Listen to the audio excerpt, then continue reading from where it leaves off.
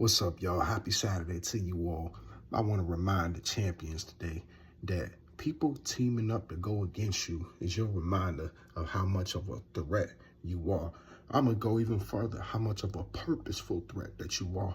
I mean threat in a good way. Threat that you trying to do what God put you here to do. You trying to live righteous. You trying to be more positive. You trying to be positive. You trying to be a real game changer, and not for clout and not for self, but because you see the need the community lacks.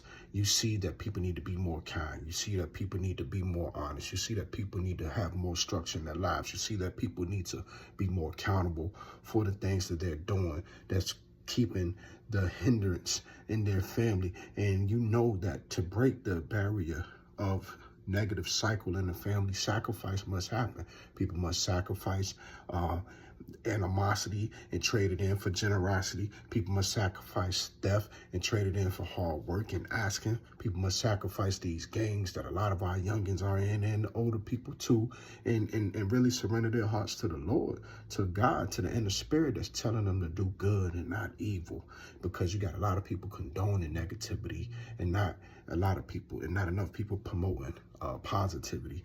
But I say all this to say, you know how strong you are by the amount of people who have to stand against you by lying, stand against you by plotting, stand against you by digging and just trying to find something to bring you down or offset your path of righteousness that you know God put you on. To my champions, I want to talk to you today. Don't give up. Keep your head in the Bible. I love songs. It should be Songs 59:1. Deliver me from my enemies, O Lord. Defend me from those that rise up against me. I've been reading that since college, I think in 2007, because when I first went to college, it's so many distractions. I went to college 2006, correction. But when I first went to college in 2006, August 2006, it was so many things that could have pulled my mind left and right. I was down in Raleigh, North Carolina, away from home. I'm from Virginia. It wasn't far from home, but long story short, I played football. And being a student athlete, you got so many ways to go. You think about your bag, but you also think about trying to get on the field and play. You think about your lady. My lady then was going to Norfolk State. I'm at Shaw U, and like, dang, that's grabbing my mind. There's so many things you have to think about. And one thing about being a mark of a champion, somebody's going to come up against you on the football field. I play football. Somebody's going to come up against you when you're trying to have a relationship. Somebody's going to come up against you when you're trying to get your money. I said you're trying to think about your bag. And somebody's going to come up against you when you're trying to get your grades level, get academic, gain academic strength. All those things were pressures in college. And just trying to stay, trying to stay focused enough to go to class the next day, because back then on Thursdays in Raleigh, North Carolina, Thursdays was club night for college students. So I want to talk to the champions today and the college students.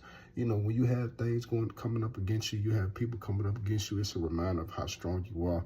And we got to be ready. We got to be prepped. So if you're an athlete, you got to work out. You might got to get up a couple of hours early. You might got to hit that film room a little more, study more. If you are a righteous liver, you got to read that Bible. You got to annotate. You got to work on things on your own and be the example, because a lot of people, they're not going to hear and listen. They're not going to listen and focus on what you're saying. They're going to pay attention more to what you're doing.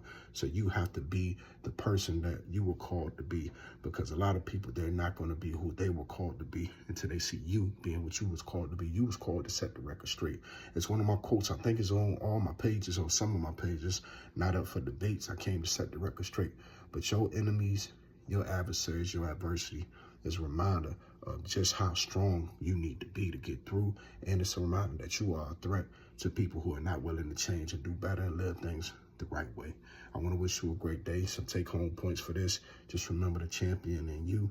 And remember that we have to champion these situations that come up adversely against us and give God the praise, for one. And then for two, we have to stay grounded enough so that our enemies, like when David slayed Goliath, those who were of the city of where Goliath lived, they wanted to worship David's God. You know what I'm saying? Go read it for yourself. It's in the Bible. I remember that story.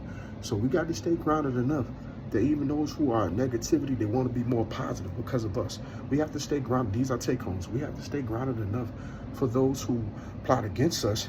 They end up our Our enemies become our stepping stools. You know what I'm saying? You know, we have to stay grounded enough so that when people want us to bend and break and do evil and join up with them and surrender into what they want, we got to let them know that we reign victory, because God is our victor. God is our narrator. God is our promiser. And we must do what we were called to do, because we got to live with that. I wish you a wonderful Saturday. Keep it there.